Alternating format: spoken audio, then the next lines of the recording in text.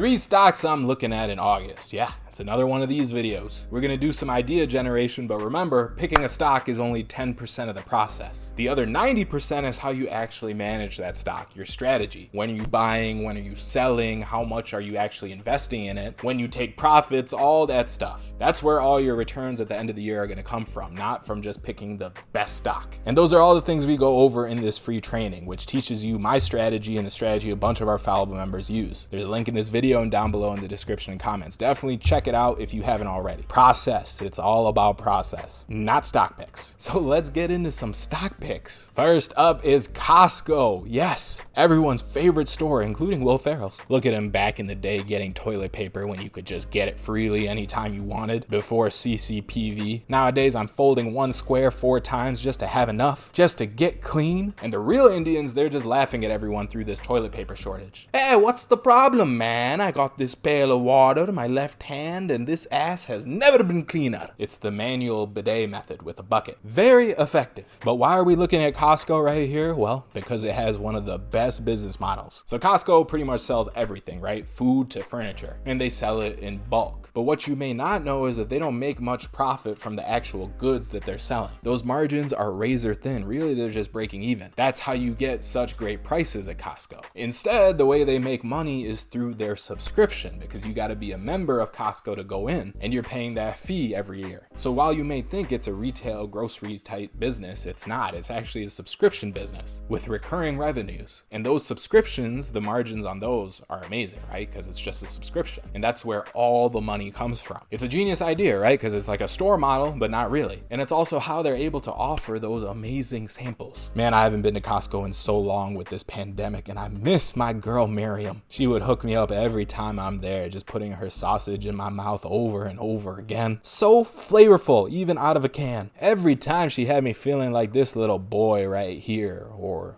girl, or I'm not sure. But this little thing is eating those samples like it's never had a meal before and will never have a meal again. That's how we all feel when we're at Costco. It's also why we come out with 2 carts full of stuff. And I like this little quarantine cut this thing is rocking right here. It's like they didn't even use scissors. They just try to tear the hair in half. Poor kid. But at least it's got pizza bagels. So life isn't too bad. Now, Costco's secret weapon is their Kirkland brand. And Kirkland is just the Costco brand, like the generic brand of everything. But in fact, it's not even generic, because Costco actually gets the big suppliers to buy into creating that Kirkland brand for them. So if you see Kirkland peanuts, it's actually Planters peanuts, but it's just put under that Kirkland brand. And if you're asking yourself why a huge supplier like Planters, Bounty, all these staples would jump under Costco's brand like that, well, it's because the data clearly shows that it jacks up your sales as soon as you become a Kirkland product. And Kirkland brand itself makes crazy sales per year. It makes more in revenue than Hershey's, Campbell's Soup, and another huge company, I forgot the name, combined. That's how much volume they're doing through Costco. So as a supplier, you got 2 choices. You can go under Kirkland brand, or you could have your product sit right next to Kirkland. The only difference is that under the Kirkland brand, your margins are a little worse. So if a supplier has 16% margins by shipping their own brand, then under Kirkland, they'll have 14% margins, because Costco's taking a cut, but they generate more sales. And they save on marketing expense, because they don't have to compete anymore. They're just the main product that Costco is pushing. So those 2 things together more than make up for that 2% loss in margins. And here's the thing, when it comes to their products that they're selling in their stores, Costco is like the mafia. They're making all these suppliers offers they cannot refuse. So go back to the peanuts example. Say there's Kirkland peanuts and then there's Planters peanuts. Well, if Kirkland peanuts are cheaper, Costco forces Planters to reduce the price too. And if they don't reduce the price, then they're kicked out of the store. So they don't have a choice. And for the products that Kirkland hasn't created yet, say like fruit roll-ups or something, they'll look into the cost of producing the same thing that the fruit roll-up company is producing, and if their number doesn't match up with their price, they tell them to lower it, or they threaten them again, hey, we're going to create our own and we're going to kick you out. So most of these companies and suppliers do end up just falling under the Kirkland brand, because then they don't need to compete next to Kirkland and they're getting pushed as the main brand. So that's why I was saying Kirkland isn't necessarily generic, because it is actually the best product on the market. So Costco is getting the best suppliers to fall under their brand. And that's the other huge advantage that Costco has nowadays, is its quality control. Every product you see at Costco is sourced very carefully to make sure it's the best product at the best price. So it takes away a lot of the decisions that we usually have to make when we're out shopping. We just know whatever Costco is giving us is going to be the best. And that's why people are always wondering, hey, isn't Amazon going to take Costco out? Well, no, they're not, because what did we just talk about in the previous video about Amazon? They're getting flooded with Chinese knockoffs, and their quality control has gone out the window. Like I was saying, back in the day when you searched something on Amazon, the top result was usually the best price and the best quality. Nowadays, that is not the case. There's a ton of fake reviews. The top product might be a knockoff. It's all BS. That's why it's so nice to go to Costco where things still are the best and you don't have to sit there and try and make a decision. That sourcing, when we have so many decisions in our lives, is so useful and people love it. Kramer loved it when he went to Price Club, which was the company that merged with Costco. He loved it, and he was talking about StarKist and how most tuna don't make their cut. Quality, Jerry, quality. That's what Price Club was known for back then, and it's what Costco is known for today. So it is a very solid business model. And the chart doesn't look too bad either. You can see it had a nice little run up and then consolidated for a bit and broke out again. So depending on how you trade these things, you could wait for another consolidation. You could also wait for it to come back and touch this line. It might or it might not, but it's definitely a company to keep your eye on. Just need to wait for a time to enter. Now, if you're a longer term investor, of course, you could buy at any time. But all in all, it's looking real good. Our next stock is Kura Sushi. At least that's how I hope it's pronounced. Ticker symbol KRUS. Now, this company is awesome. It's a revolving sushi bar. Look at this. You just sit at your table, you order something in this little screen, and it comes by on a conveyor belt, and you just grab it. Technology. Crust is a patent-protected technology-first sushi restaurant. They offer high-quality sushi at low prices thanks to their robotic rice makers, automated dishwashers, and a conveyor belt delivery system. So they could offer those lower prices and still have strong margins because they cut out most of the people. There's no waiters, there's no dishwashers, and even the sushi chefs are getting assisted. And this company just recently had an IPO late last year, and it comes from a parent company that has over 30 years of success in Japan. So our team is thinking Crust can grow into a 300 store empire, generating 50 million in annual free cash flow. So these guys aren't like any other sushi restaurant in the US. As we already said, the food comes to your booth on a conveyor belt. There's no waiters or waitresses. Everything's done via the monitors in your booth. You also get cool rewards like prizes for ordering 15 plates of sushi. You got a little app that tracks all your coupons. Every time you spend 50 bucks, you get 5. And when you're done eating, you just put each plate into an installed plate disposal mechanism at your table. And then that plate travels to the automated dishwashing system. And what's cool is that each plate of sushi has its own unique barcode when you pull it off the conveyor belt. So that dishwasher system scans that plate and records which type of sushi you ate. That allows the chefs and the rice makers to see how much more of each type of sushi they should produce. They see what's popular and what's not. So this whole conveyor belt thing here with the whole operation, it is patented technology called Mr. Fresh. Each dome has an embedded chip that alerts the kitchen when a customer takes the sushi. It also monitors how much time that plate has spent on the belt to make sure that everything is fresh. So this is really just a new type of restaurant, very technology driven. And what happens when you automate with machines? Well, your margins are going to be a lot better and a lot less headaches with hiring people. Sucks for people having jobs, but good for the company. So the company has great annual store growth, gross margin expansion, and CapEx percentage reduction. And really it should work out because they're just taking a model that's already super successful in Japan and applying it here in America. I would personally love to try this out. It looks awesome. The only thing I'd miss is the judgment that I usually get from the staff in these restaurants. Like sometimes I ask for certain sushi rolls to be fried all the way around. And oh man, do some restaurants not like that. They look at me like I insulted them, their ancestors, their unborn children, their country, and everything in between all at once. Of course, the fat American wants everything fried. KFC over there. In that case, it actually might be nice to have the robot serving me. Then all you hear is beep, beep, boop, bop. Go ahead and fatten yourself up so when me and my robot buddies take over in a few years, we could slaughter you like the farm animal you are. Now, the chart pattern on this one does not look as good because it's going through a long-term consolidation. It might look like a double bottom right here, but either way, you kind of got to wait for the consolidation, which might be happening. You see we got a nice little pop here after some short-term sideways movement. So depending on how much you trust this chart pattern, you could get in right here, but it may also be prudent to wait and see and put this on your watch list. Now, the last stock we of course have to go over is Tesla, because I gotta say I really like this tight action right here. If you guys remember in a previous video, I was talking about how it broke down from this consolidation pattern, which was a bearish sign, and it was also on an earnings day, meaning it was an inflection point. Investors didn't like the earnings, even though they beat pretty well, meaning that might be a bad sign for the company going forward. We might not get that crazy upward price movement. But after that inflection point, it looks like Tesla has held pretty tight, like really tight, so tight. Normally you're only allowed in something this tight on special occasions like your birthday, but we're getting another opportunity here. So really what might be happening is that this pattern that I was originally tracking just kind of broke down. So instead of a triangle, maybe it's more like this. You're forming kind of that sideways consolidation, and that's what happens with these technical patterns. You think it's one thing and then it breaks and morphs into another. The famous Peter Brandt talks about it all the time. So we'll see what's happening, but like I said, this is definitely positive price action,